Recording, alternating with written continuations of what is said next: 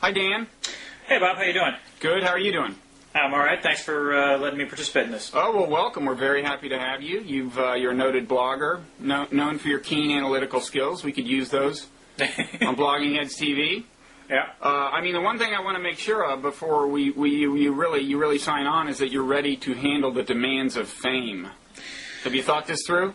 Well, yes, and I've taken out most of the sort of distinguishing characteristics of the scene behind me, for example. Although I think there might be a picture of my daughter, but it's so you won't be besieged by admirers and stalked by cultists and stuff. Strangely enough, my wife asked me this when I told her that I was doing this for the first time. She said, "Are you going to be stalked?" So I had to assure her no. Well, I've got some good news for you. I've been doing this for a number of months, and there's been no stalking. Yes. And no requests for autographs at the supermarket or anywhere else.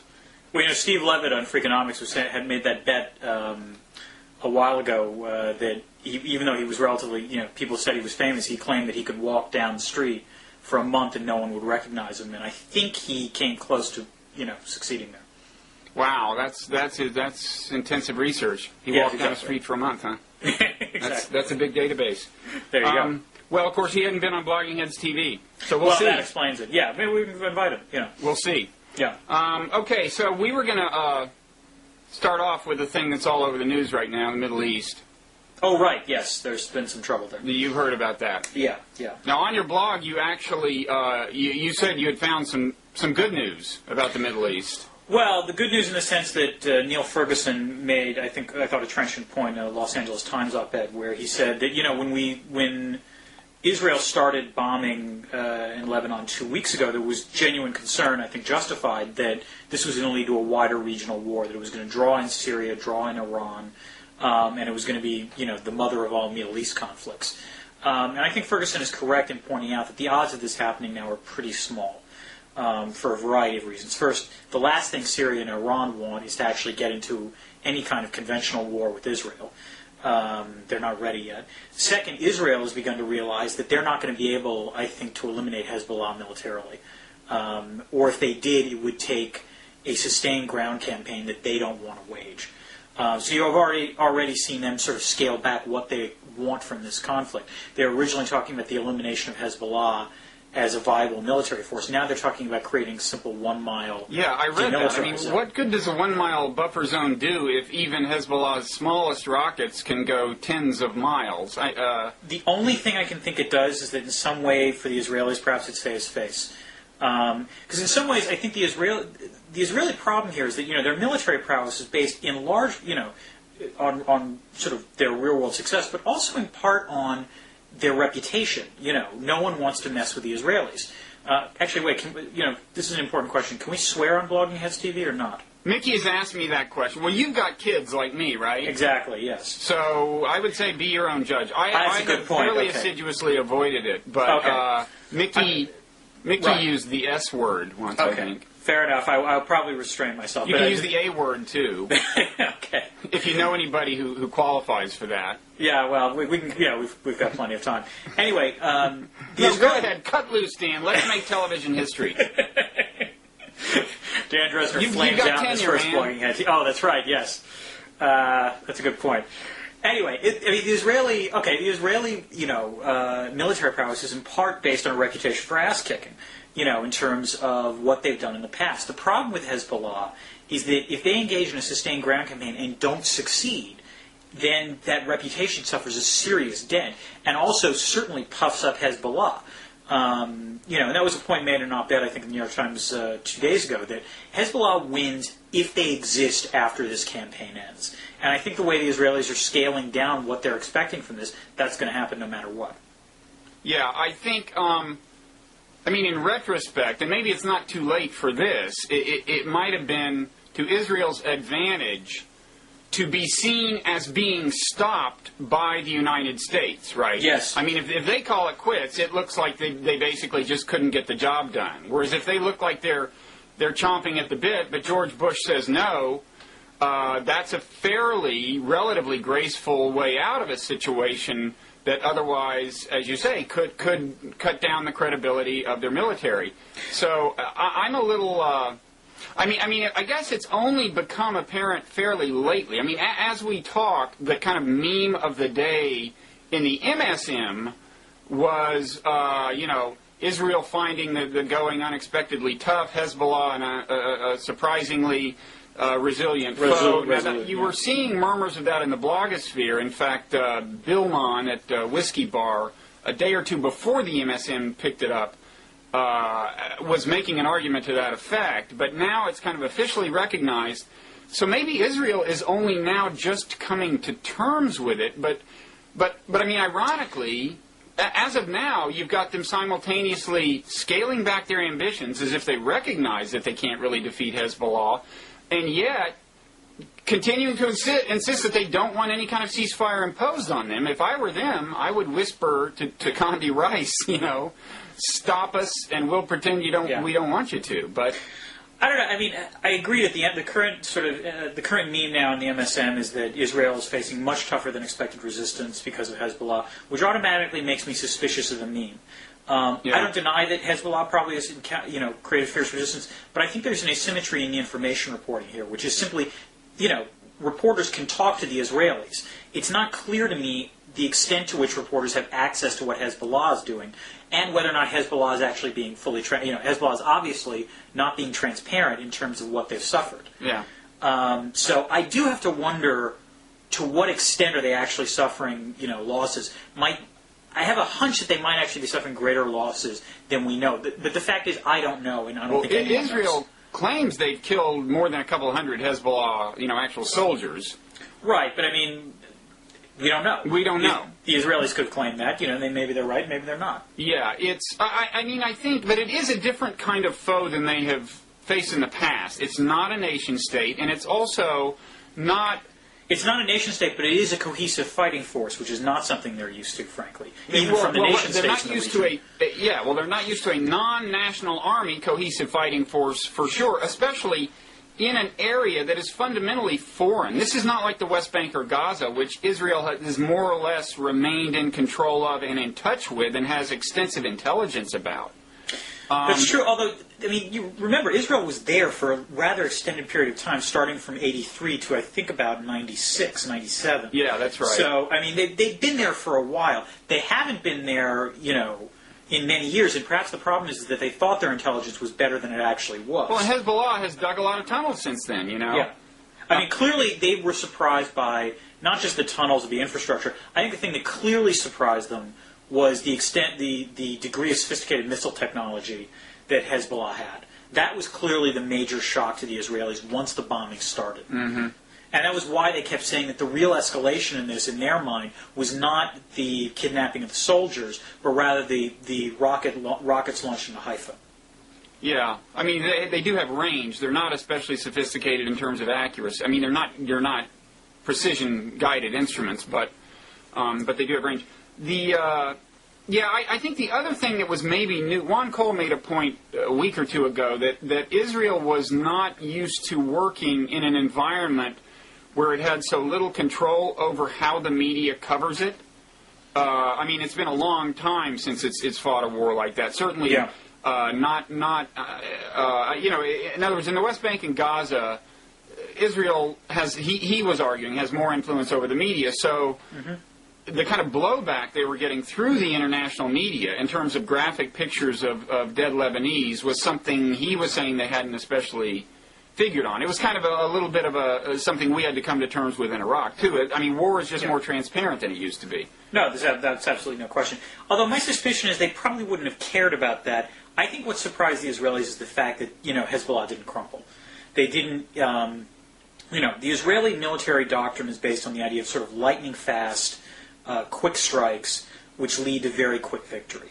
And it's clear that no matter what happens in terms of Hezbollah, the current conflict, it's going to take some time, at a minimum, for Israel to actually succeed with what its stated war aims were to start off with. And it's not used to carrying out that kind of campaign. Do you think they are right not to be especially concerned about the images being projected around the world?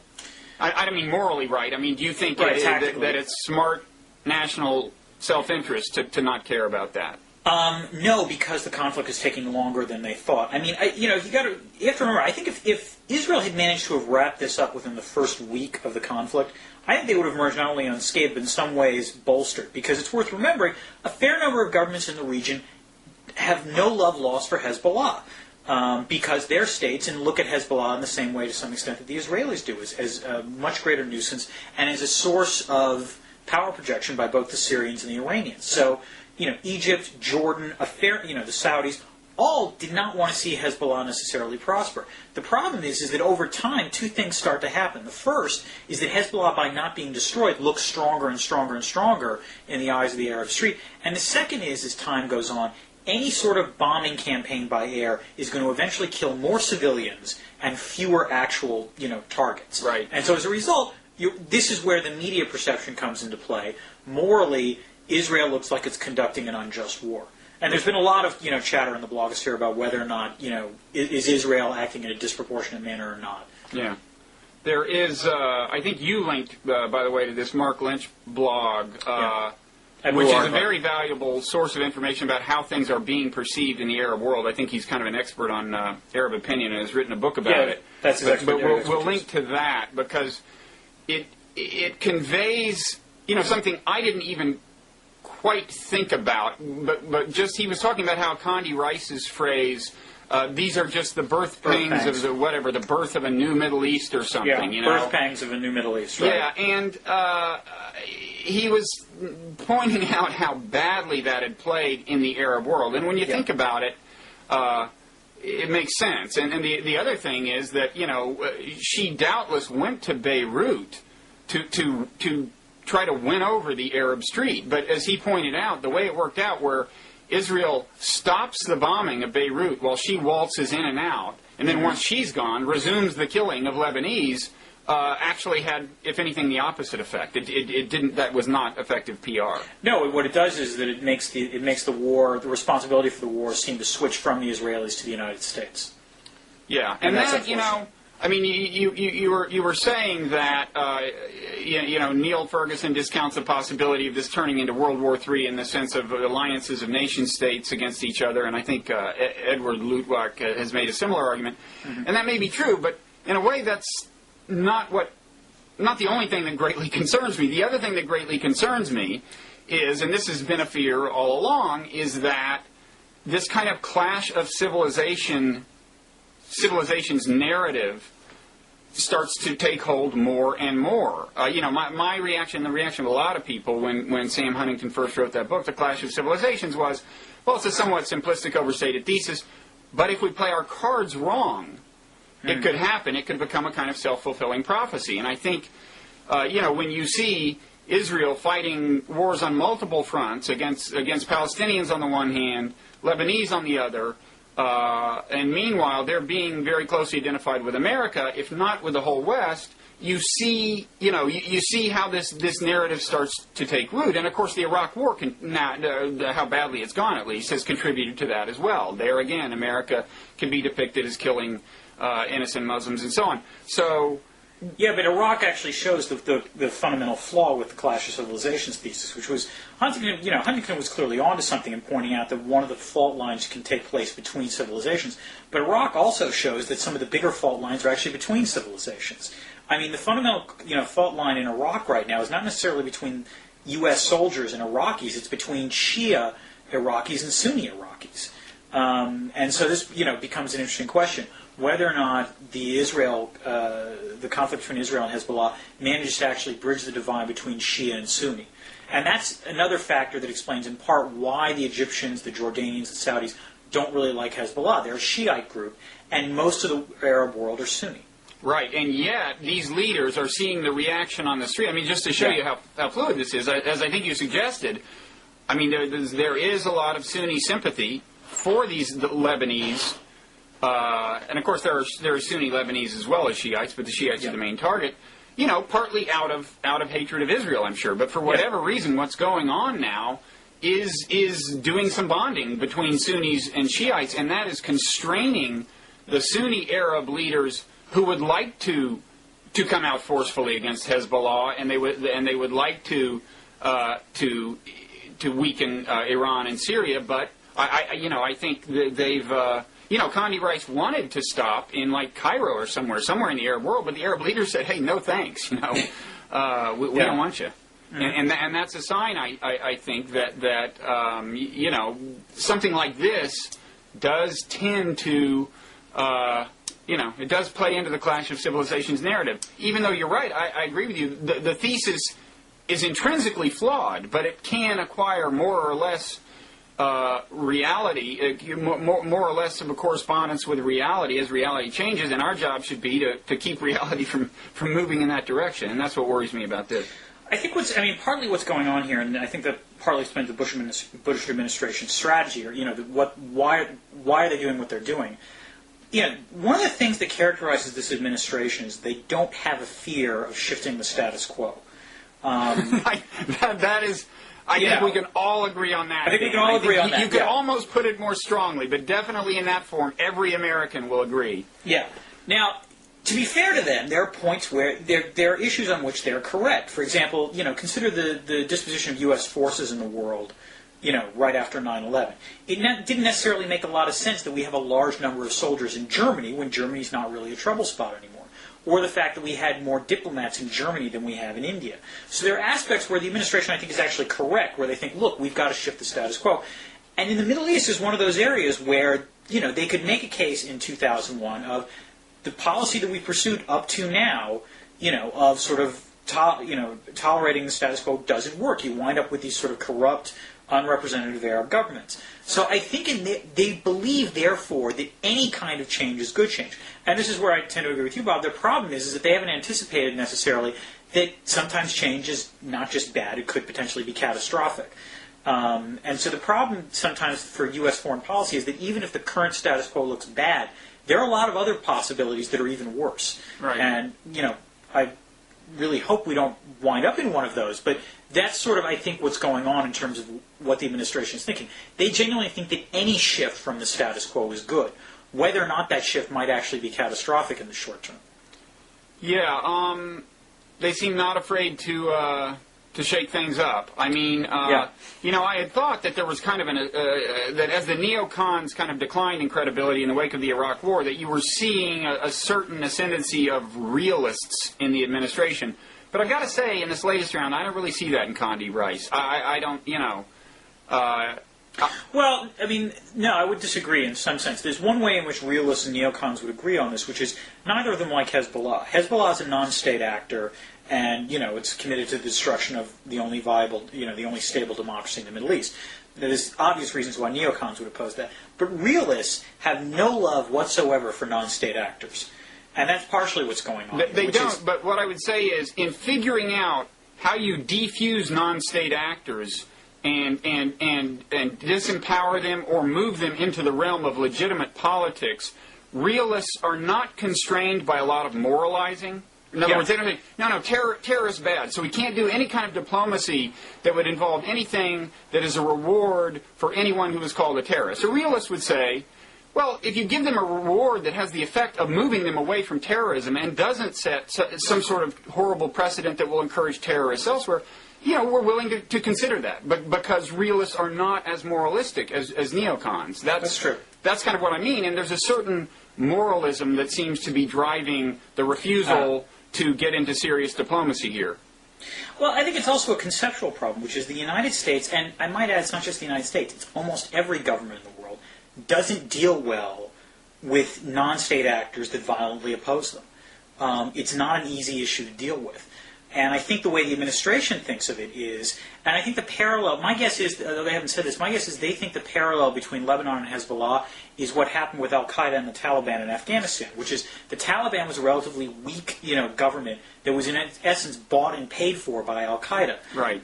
So then they look at Lebanon, they see a very weak central government, even though it's actually a government that's trending in the direction that the United States wants, and a militia run by Hezbollah, which pretty much can do whatever it wants, despite the UN, UN Security Council resolutions ordering them to disarm, and therefore thinks we've got to shake up the status quo, because right now the Lebanese government, the Lebanese state, can't do anything with Hezbollah. Let's let the Israelis have a whack at it. Yeah, no, I absolutely think you have to shake up the status quo, and I think I like to think this is still an opportunity for fundamental change there that could truly secure the northern border of Israel and draw Syria into the realm of civilized nations and so on. I would like to see a kind of grand bargain, but I don't think... I'd like a free pony too, Bob. I'm not sure that's going to happen. But look, that's no more... Well, actually, maybe that is more grand. Well, no, that's no more grand than what the Bush administration is hoping for. Yeah. It's just that their preferred method, which is, okay, we're going to beat Hezbollah to death, it seems increasingly clear is not going to work. True. But to be fair, to explain what the Bush administration thought, I think the Israelis thought they could do it. And the U.S. probably had confidence that the Israelis could do it, and therefore were willing to willing to go forward on this. Obviously, I'm shocked to report that pre-war assessments were inaccurate. And so as a result, now, again, the question is, what do you do? What I found interesting is that the Israelis are already downscaling their military objectives very rapidly compared to, let's say, what we've done in Iraq. Yeah. There's a final cost that I think Israel may pay for this, and tell me what you think of this. And that's just that I sense the landscape of discourse in America kind of changing. I mean, this has become an opportunity for a lot of people who have had long-standing doubts about America's Israel policy to kind of start talking about it, which people have long been reluctant to do. Bob, I mean, there was like a Kurt Anderson piece in New York Magazine, and I haven't followed in that closely, but it raised those kinds of doubts. And there's been a few of those kinds of things, certainly in the blogosphere. And I think kind of the longer this goes on, the longer that debate is going to rage, and maybe not ultimately to the advantage of at least the right in Israel. That is which is how I'd characterize the current government. Bob, I'm going to have to hold for a second so I can get my instructions from the Israel lobby for how I should properly respond to this query. Hold on, what's that? We take all the time in the world. You don't want to screw this up. It's coming in. Terrorists are bad, Bob. No, I think you're right. Although to some extent, I mean, there's also been a lot of points made about how, let's say, the whole left half of the blogosphere has been relatively silent about the entire conflict. There's discussions about how on Daily Kos Kevin Drum was quite open about this in Washington Monthly, how there's been, they're reluctant to bring this up. Yeah, but Kevin Drum has now become pretty vocal. Yeah, I'm actually impressed with Kevin. Kevin has started to, That's what I mean. That's the change. When this first broke, the left blogosphere was eerily silent. Mm-hmm. Matt Iglesias started complaining about it. Mm-hmm. And it was a discussion about that. Why aren't people talking? Now they kind of are. Now they may not be doing it so much on Kos, which is more of a blog that has a movement that it wants to keep together than some other blogs. But I don't know. I think you're seeing a lot of people speaking up in a way that they weren't speaking up before. I mean, yeah. The problem is there's no winner in this because, I mean, most everyone who's brought up have also, you have to acknowledge that Israel had a right to respond because of the fact that they had a militia which, clearly was firing rockets into their, into their country. So no one denied that Israel had a right to respond. The problem is the way Israel responds, which is now leading to this, kind of debate. And you're right. I mean, guaranteed, I think there was a post on Crooked Timber that made this, guaranteed the one way in which you can get a comment thread go to absolute crap in the blogosphere is to bring up Israel. It winds up polarizing discussion threads no matter what. It's almost impossible on my blog. I mean, on my blog where I'm really proud of my commenters, but if I bring up Israel, it descends very, very quickly. And I mean, the Crooked Timber, for example, guest blogger Cosmo Shizlizi had a post on this Chronicle of Higher Education roundtable that I participated in, among others, about the case of Juan Cole. Within 2 comments, it was on Israel. It had nothing, nothing else was talked about, or almost nothing else was talked about.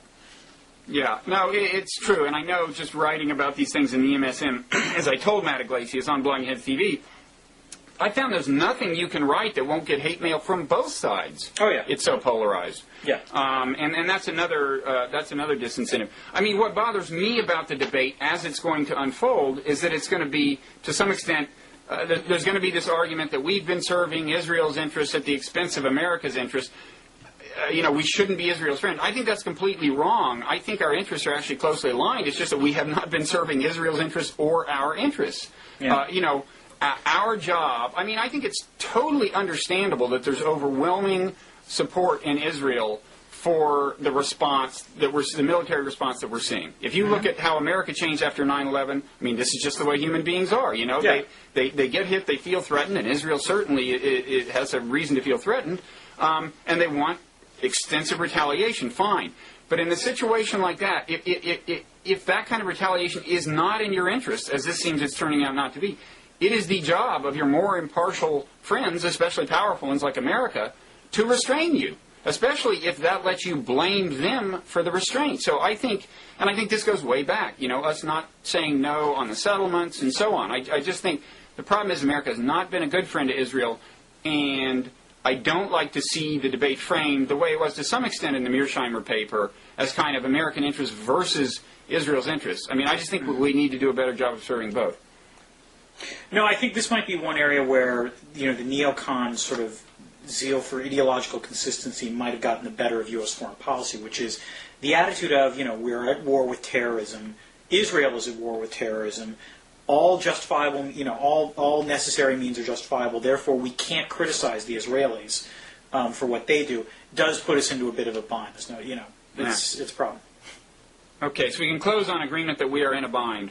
I agree that we are in a bind. We are in a bind. Yes. You mentioned Juan Cole. Yeah. You were part of a conference about, about the Juan Cole... Not a conference, but just sort of a symposium. It was a symposium. Was it online or something? Yeah, it was on the Chronicle of Higher Education. Yeah, okay. Yeah. Juan Cole had been courted for a job at Yale, and then was ultimately not offered the job, and there is, I guess, pretty good reason to think it has something to do with things he had said on his blog. And you're an academic. Yes, I am. Who has blogged, for better or worse, and you may have some thoughts about mostly worse how it has influenced your relations with academics and the powers that be. But anyway. Well, let me tell you, Bob. Being on TV is really going to help me with the academics. You wisely waited until you got tenure, Dan. That's this was true. Brilliant timing on your part. Yes. I didn't even bother to approach you before that deal was done. Yes, it's good to have tenure. There's no denying that.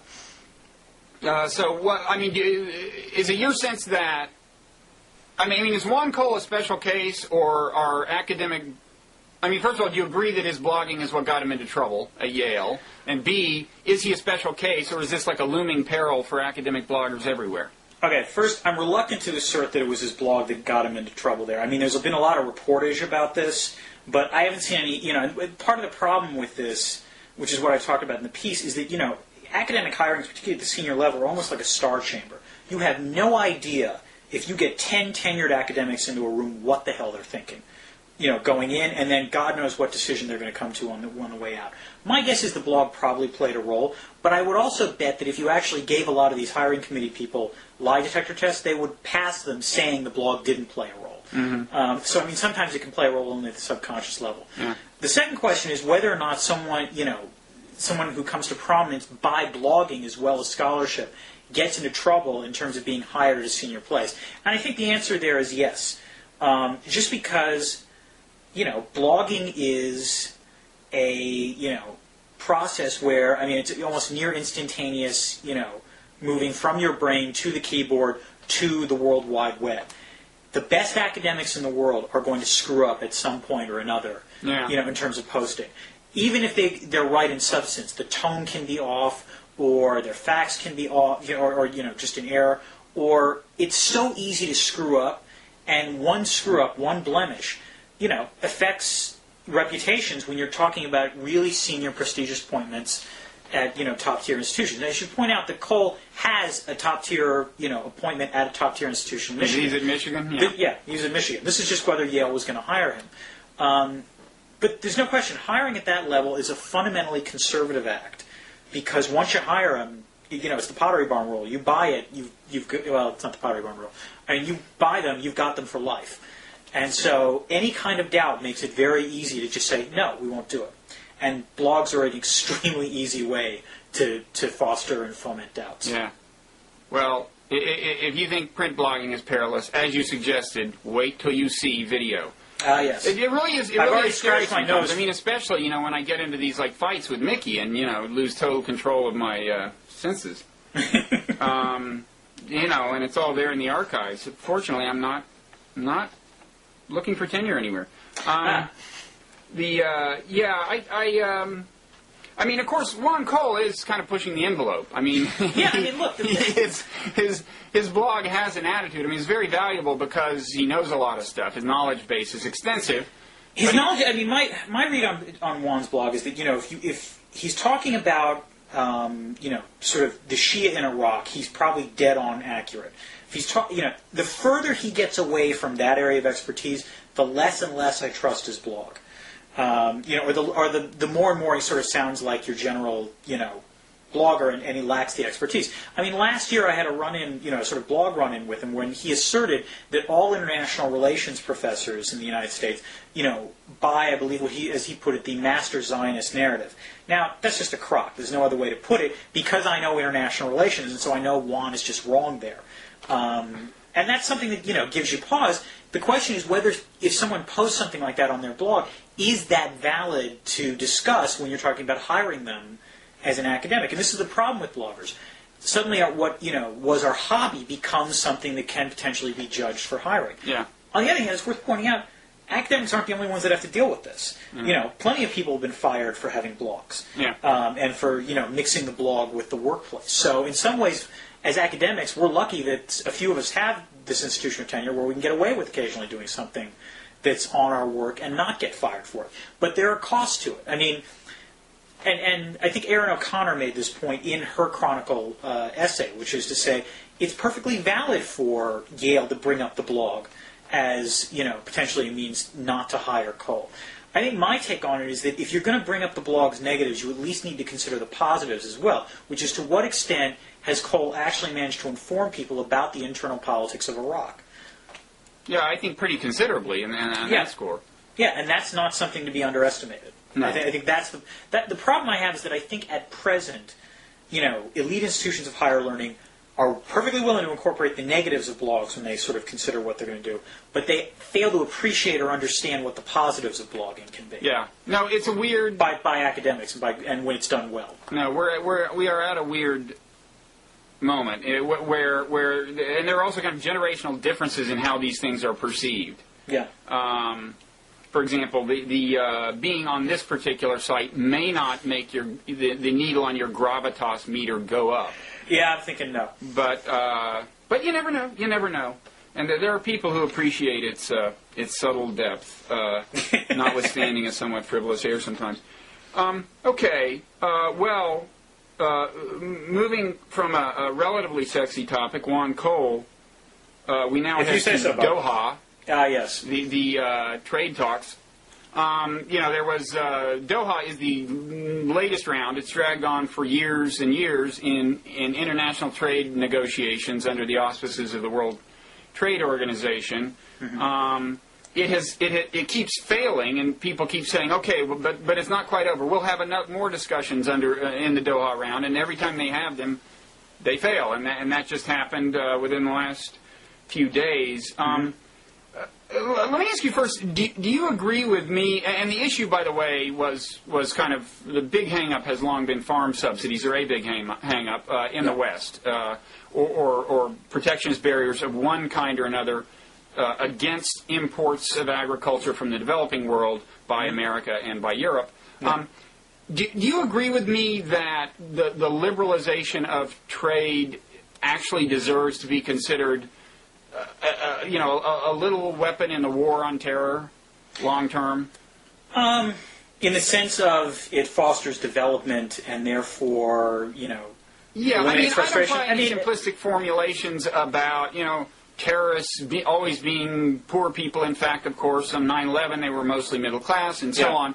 On the other hand, they do tend to come from nations that are not richly integrated into the global economy, I would say. Yeah. So even if terrorists aren't poor people, they often come from poor nations.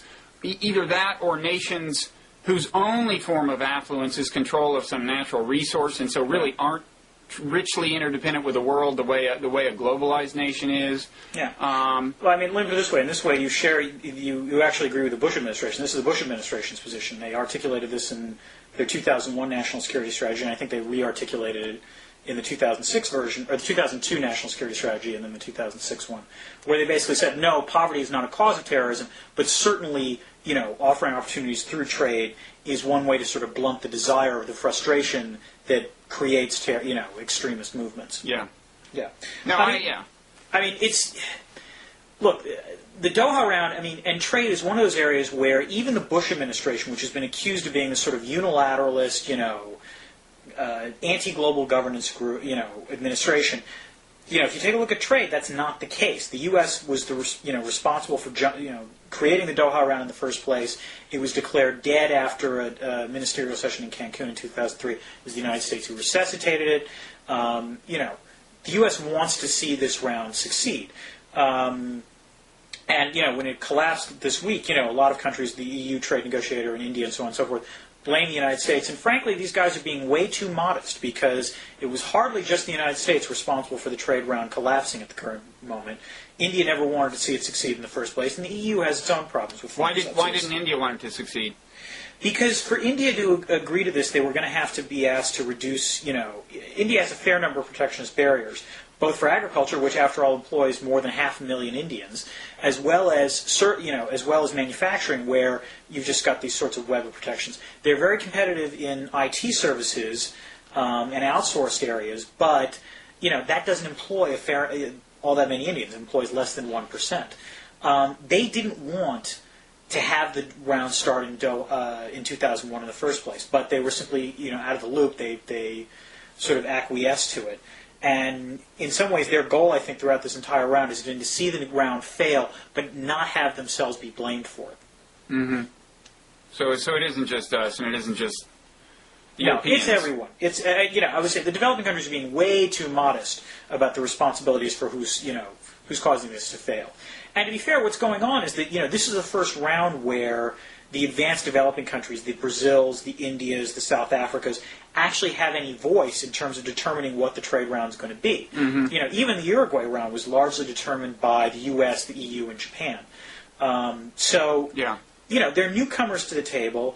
As newcomers, they're sometimes going to make potentially unrealistic demands. And furthermore, just because there's more players at the table, it makes negotiating these things much, much, much more difficult. Yeah, the developing nations, and this started a few years ago, or became evident a few years ago during one of the first collapses of Doha, they just got better at figuring out how to unite, to exert political leverage. It was almost a surprise to the United States that we weren't just kind of running the show anymore, I think. There wasn't anything formal changed, was there? Wasn't it just them figuring out how to do the politics? Well, and partly, look, the WTO is a large multilateral organization. If the developing countries are an overwhelming majority of that organization. So since it operates by consensus, if they were going to, create some kind of cohesive body, it would inevitably affect the bargaining. But I would actually disagree with you about whether or not the developing countries have been shrewd about this, because I think in the long term what they've done is by making these rounds more difficult, what it causes the U.S. and the EU to do is to start creating bilateral free trade agreements outside the rubric of the WTO. The U.S. has signed a flurry of FTAs over the last couple of years. They're now starting to negotiate a new one with South Korea. Malaysia is on the table as well for these sorts of things.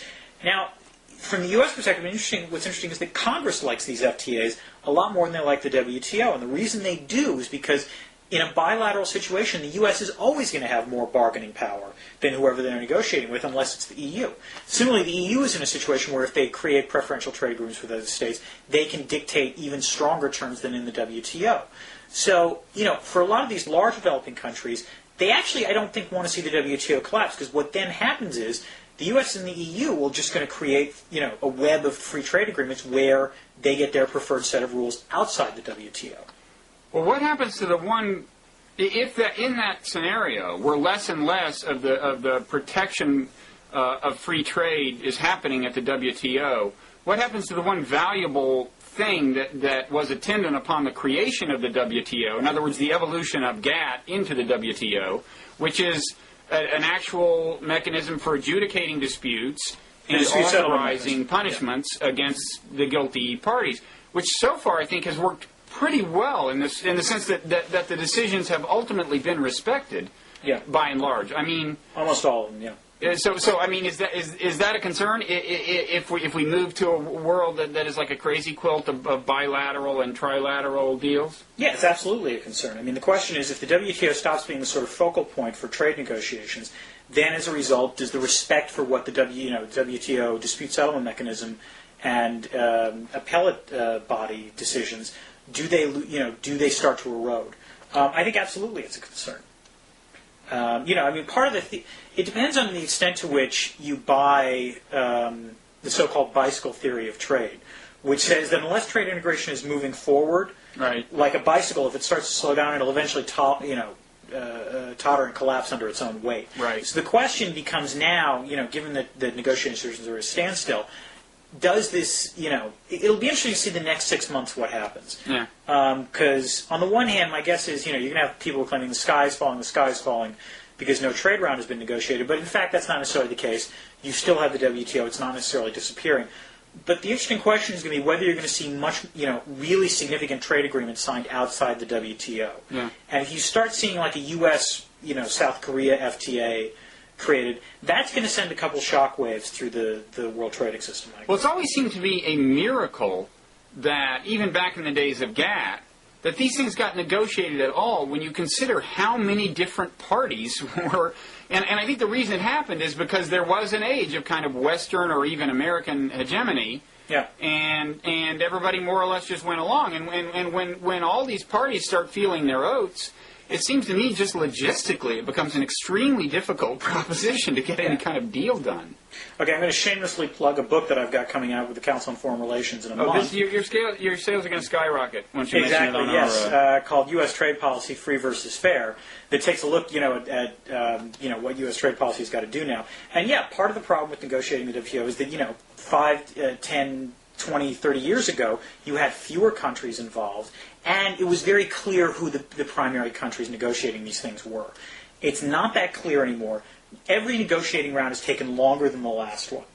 And the other reason this is becoming more difficult is simply that a lot of the easy stuff has been dealt with.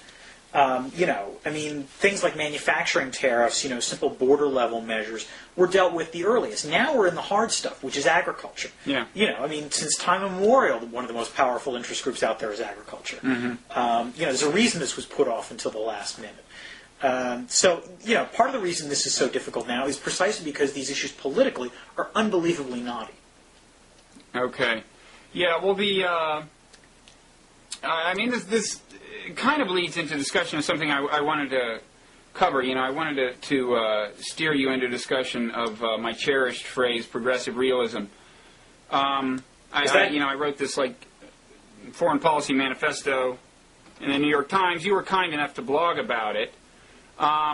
You actually have a couple of kinds of reservations, but one of them is you don't have a reservation about, global governance was a big part of my spiel. Right. You don't have a reservation about that, but you do have reservations about some of the more left-wing parts of global governance. You just said that, George Bush, one multilateral thing about him, or one sense in which he does support global governance, is he supports the WTO. Well, yeah, right. But the WTO as it exists, you might characterize as a right-wing form of global governance. It's there just to defend free trade. Yes. And what I was suggesting, and what lots of people have suggested, but I was endorsing, was adding some left-wing elements to the governance. Right. Labor standards, environmental accords. Now, right. You're very skeptical, certainly, of getting into the labor standards at all. Mm-hmm. I understand certainly the core of your argument is that, look, developing nations, why would they want to do that? Yeah. Their big competitive advantage is low wages. They don't want any kinds of regulations that would have the effect of appreciably raising wages. Mm-hmm. And I think that's by and large true. I guess I'd say two things. One is I might add, it's worth remembering, the reason the Seattle what happened in Seattle when a trade round was supposed to be launched in 1999 collapsed was not the protests outside. It was the fact that Clinton brought up in the ministerial negotiations the idea of bringing in labor and environmental standards to a round. That may be true. I mean, but one thing, although Clinton never insisted that when he applied for fast track from Congress, he never attached labor and environmental, the ability to negotiate those to the fast track legislation, right? Anyway. It was that was one of the reasons why why Democrats, shied away in reaction to that. Okay. But what I would say is, first of all, I imagine starting very small with not like some kind of global minimum wage or anything. It's just like, for example, that a member of the WTO has to permit collective bargaining, which is already theoretically, I think, part of the ILO. It's part of the ILO's, the International Labor Organization's core labor standards. But there's no incentive to actually adhere to it. Right. And it's not that huge a thing. And the other point I would make is, these are a developing nation is not a completely homogeneous entity. As with America, there are conflicts of interest within it. Yeah. There are laborers who would actually benefit. The workers who would be unemployed if labor standards were elevated are, of course, against that. But the ones whose wages would rise are for it. And if you're talking about something just like collective bargaining, it's not clear to me that most workers would be against that. And of course, there's also the question of how responsive are the leaders of the country to that. But anyway, I just wanted to say I imagine pretty minimal, at least certainly initially, pretty minimal innovations in that realm. And it doesn't seem to me. And of course, also the question always is, even if there is resistance, in exchange for what might the developing nations sign on to it? Of course, given how much trouble we're having with them, even without that, I take the point that this may not be the most politically opportune moment. But well, the other thing to realize is the slippery slope question, which is you can claim that all you want to do. Let's say the United States adopts the progressive realism position.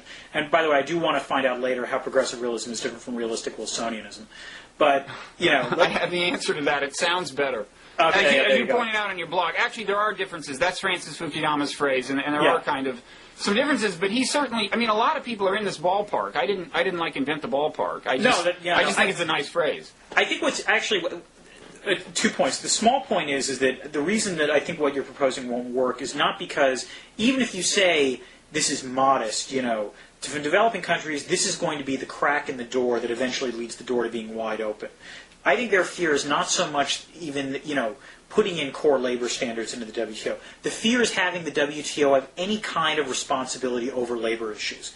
Because once you give them core labor standards, then when does it stop? And that's, I think, the real problem they have with that. I think the larger issue, though, which you just talked about, where, you're not the only one in this sort of area, is that, you're seeing this sort of almost desperate demand, particularly within the Democratic Party, but I think writ large, for some kind of grand strategy that replaces neoconservatism, or that replaces what the Bush administration has done. And as I pointed out in the blog post on this, part of the problem here is that there's two different issues going on. The first is, can you come up with a grand strategy that's distinct from what the Bush administration has done? But then the second question is, has the reason the Bush administration's grand strategy not worked terribly well because the ideas underlying it were wrong, or because they've executed it so god-awfully? In the case of Iraq, the jury has to be out. We just don't have the control, the control group where the policy was executed well. Right. My own view is that there are fundamental flaws in the logic, and one of them is that they do not understand that more and more, grassroots hatred of America abroad can translate into terrorist attacks with a certain efficiency, and that the efficiency will grow radically due to technological trends that are already underway. And I think, again, you're seeing this right now in the Middle East, where both Israel and America seem relatively unconcerned about what's going on with world opinion right now with respect to both Israel and the United States. I think that's a fundamental flaw in the neoconservative platform. And it's actually a paradox, I think, within the neoconservative platform, because on the one hand, they do embrace democratization. They want democratization in the Middle East. What I don't think they had anticipated is if you encourage democratization, and at the same time, the way in which you encourage it, causes dramatic increases in anti-Americanism, to what extent then do democratic publics wind up, lobbying for policies that are badly detrimental to the United States? Right. You're creating democracies that hate us. Yeah. There's another paradox in neoconservatism, which is that they are conservatives. That generally connotes a certain faith in markets. But I don't think they buy into, and I'm not sure you buy into, my claim that on balance, economic liberty tends to encourage political liberty. And that's one reason that they are more inclined to invade countries in order to implant democracy, because I don't think they have faith in the ability of markets to do it. And that's one reason they don't rely on economic engagement, as they don't have a bias toward economic engagement, as I do, as a basic strategic tool. The neocons are very willing to cut off economic engagement for the sake of human rights, or any number, or largely human rights, or other grievances that they may have. And I think that's a basic paradox. I don't know if it's a paradox. I mean, it's worth remembering that one of the biggest neocons of them all, Paul Wolfowitz, is now head of the World Bank, and he's been actually advocating the kind of positions that you've been advocating. I mean, I think the neocon response to this, to be fair to them, would be, we do think that economic engagement would actually help, democratize countries. That's their position on China. That's their position on most of the world. Their argument, however, is always going to be the Middle East is the exception. We tried this with the Middle East. We tried everything with the Middle East. Nothing seems to work. Force as a last resort is what you've got to do. Well, but, in terms of China, they love the saber-rattling with China, and among the things that they're willing to do it in the name of is human rights. And this is one thing about progressive realism in terms of the various kind of fights it's picking. I mean, I think it does kind of suggest that the human rights lobby should not exert undue influence on policy, that in the long run, economic engagement does serve the cause of human rights. We should be reluctant to cut off economic engagement to get a few political prisoners out of jail. I mean, to say nothing of the benefits that economic engagement has brought in terms of, pulling people out of poverty in the case of China. I actually think, I'll introduce an issue that I think would be interesting to see whether or not a progressive realist like yourself, which side do you fall on, which is the proposed U.S. agreement with India to basically, to cooperate with them on civilian nuclear issues in return for not sanctioning them because of their nuclear weapons program. I think this is a fascinating. I think that issue is actually a way to separate people who have faith in global governance from people who actually are more realists on the progressive realist side. Right. So which side likes which? I think the realist side is probably okay with the side deal. Because the realists are going to argue, look, the NPT is never going to work anyway. There's not going to be a lot of faith in international law.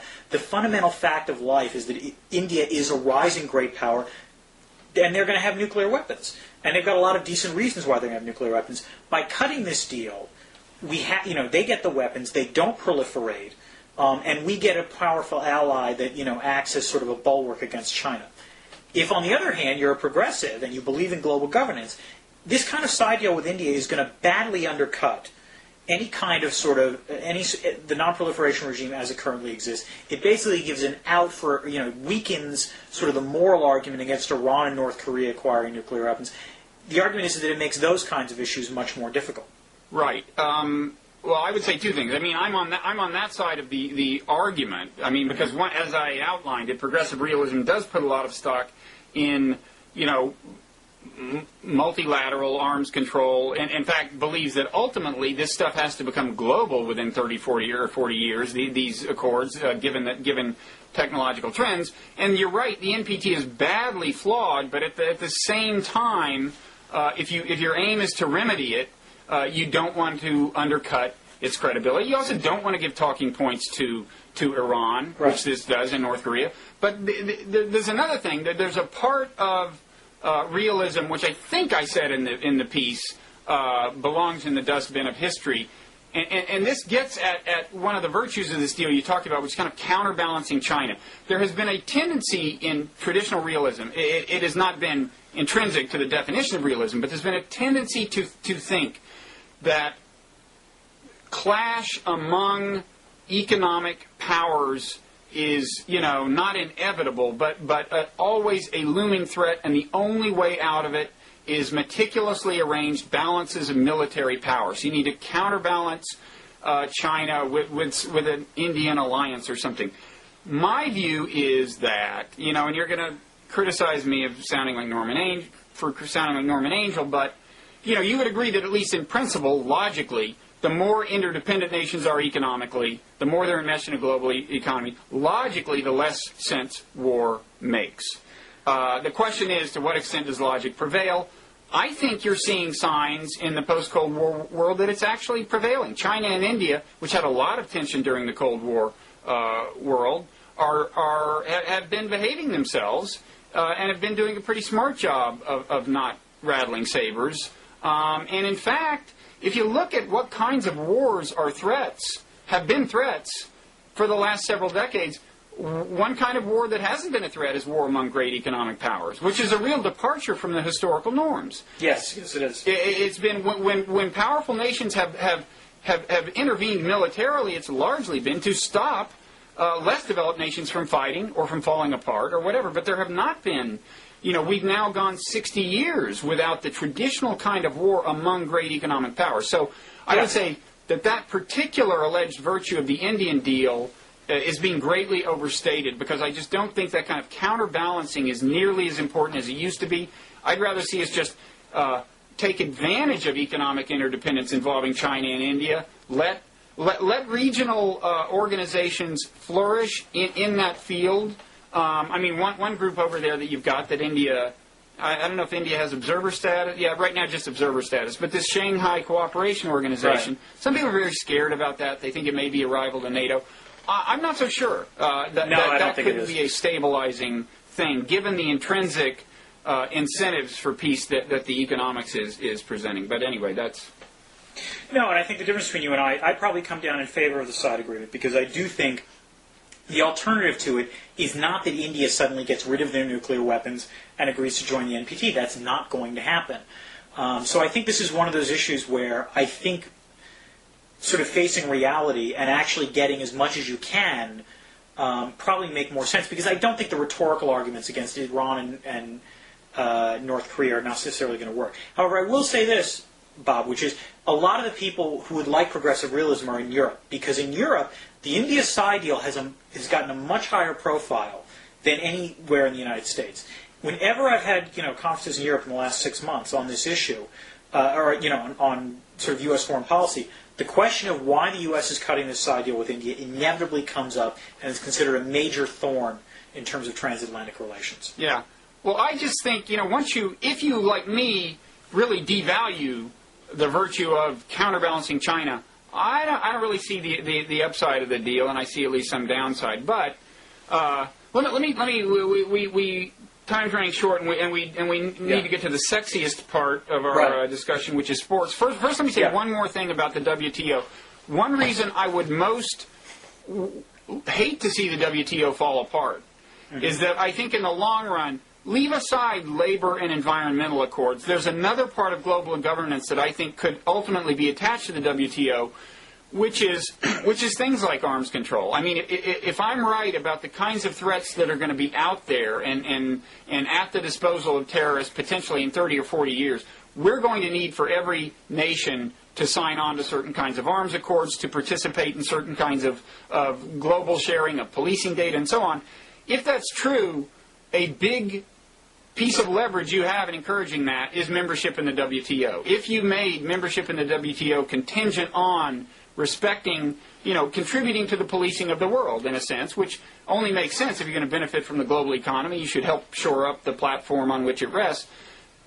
That's what I would like to see ultimately, and that is one of the reasons I would most hate to see the WTO bite the dust, or just, kind of slowly fade into irrelevance. I'll just close by it's worth pointing out, remembering that one of the concessions the Bush administration made towards the EU3 in their negotiations with Iran last year was that the U.S.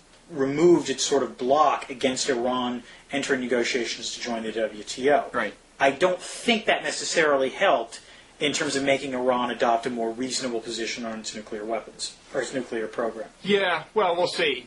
I'm, as usual, slipping into visionary mode, and so I don't claim to have any contact with reality anyway. Actual data are useless against my arguments. So you really do want to be a tenured academic, then? And don't worry. Okay, so sports. Yes, you have a grievance about the statistical illiteracy of sports writers or something? Well, it was just a point that, having just moved to the Boston area, I'm once again familiarizing myself with Boston sports writers, and I forgot that, if the Red Sox lose 2 in a row, even if they have the second best record in baseball, this is naturally a time to sort of navel gaze and, look at all of the myriad problems with the Red Sox, that apparently their defense is problematic and their pitching is going to break down, and they're just all full of holes, And it's 2 data points is a trend, right? Exactly, yeah. And, it's a problem that sports writers have, which is, anytime there's a mini slump, it's diagnosed as this must be a change in the status quo.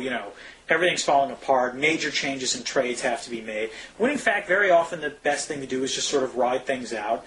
And often teams get hot again. Yeah. To some extent, it's a problem with journalism broadly. I mean, when you see reporters covering political campaigns, they have to write a story every day. Yeah. They want to say that momentum has shifted. And you've got to reporters have a strong incentive to claim that there's important news. Right. Well, they have an important incentive to claim that there's change. Yeah, exactly. Yeah. But I mean, I agree. I mean, statistics in sports is kind of used to be kind of a grievance of mine, and not just on the part of journalists. But it's like when the 3-point shot first came into being in basketball. Mm-hmm. It first of all, it took a long time for teams to realize that a player didn't need to have as high a shooting percentage with 3-point shots as with 2-point shots. Right. In other words, I don't know what the numbers are, but 33% is as good as whatever for 3-point shots. But the other thing is the statistical tables. They would say they would keep just reporting field goal percentage. Mm-hmm. And that may still be the case. I don't look at the box scores anymore. So you'd go down and see so-and-so shot 40%, so-and-so shot 50%. Well, if the guy shooting 40% took all 3-pointers and shooting 50% took all 2-pointers, then the 40% guy is actually better. And it would be so easy to come up with a statistic just called productivity, kind of average number of points generated per shot that would correct for that. And maybe it's finally been done, but that's my grievance. Are you in sympathy with that grievance? Oh, no. I mean, I think basketball is the worst in terms of sort of trend reporting. I mean, I actually could not watch ESPN during the NBA Finals because when the Mavs went up 2-0 by winning 2 home games, suddenly there was a spasm on ESPN basically trying to say that's it, it's over. Miami's got no hope whatsoever. And then of course they reel off 4 in a row. I actually think James Surowiecki has a great piece in the New Yorker this week. Talking about, it's not just sports. He talks about it in terms of business, looking at the business writing, comparing Boeing and EA and Airbus, pointing out that Airbus is in deep trouble. Boeing is doing something right because their orders are through the roof, whereas Airbus has various problems in terms of different production designs and delay. And attributing this to fundamental changes in Boeing's structure. When in fact, 3 years ago it was the reverse. It was Airbus that was doing everything right, and that Boeing was screwing up. So you have this sort of bad business trend reporting as well. Yeah. Well, it just seems like you and I are both being forced to live in a world governed by irrationality, Dan. Well, I always argued I would make a rotten talking head most of the time, which, including perhaps Blogging Heads TV, because I don't buy in the argument. I don't generally, if someone asks me, how is this going to affect the fundamental situation in U.S. sport policy? I don't have enough data. No, I would probably say it's not going to affect it all that much, which is not a terribly sexy answer. Yeah. Most things don't, fundamentally change most of the time. But that's not terribly interesting for a pundit to say. No, and the good news is we seem to be living in fluid times where things are mattering more than they might. The average day's headlines, it seems to me, have been more consequential over the last few weeks than they used to be. Yeah, let's see. Well, we've had North Korea, Lebanon, Israel, Iraq. There's the World Iran, trade talks, Iran. Things are bubbling, and I mean it's basically not for the good, except in the sense that at least life has meaning. It's for the jittery. Yeah. So I guess have we exhausted all all possible grievances? I believe we have, yes. Yeah. Well, thanks for doing this. No problem. You know, I think you and I may be the only two blogging heads who care deeply about world trade. So I'm glad we got that taken care of. Yes, I'm looking forward to seeing how many people actually manage to get through that part of this conversation. We'll send you the stats. You know, yeah. we have topic by topic stats. Okay. But I'll be clicking on it. Very and good. You know, enjoy your new perch, complete with tenure, which it's a good perch to have. Which will insulate you from Blogging Heads TV blowback. Yes, exactly. I'm terribly worried about that kind of blowback. and come back soon and give us updates about how the Blogging Heads TV related celebrity is working out. I will absolutely do so. Okay. All right. Take care. All right. See you. Bye.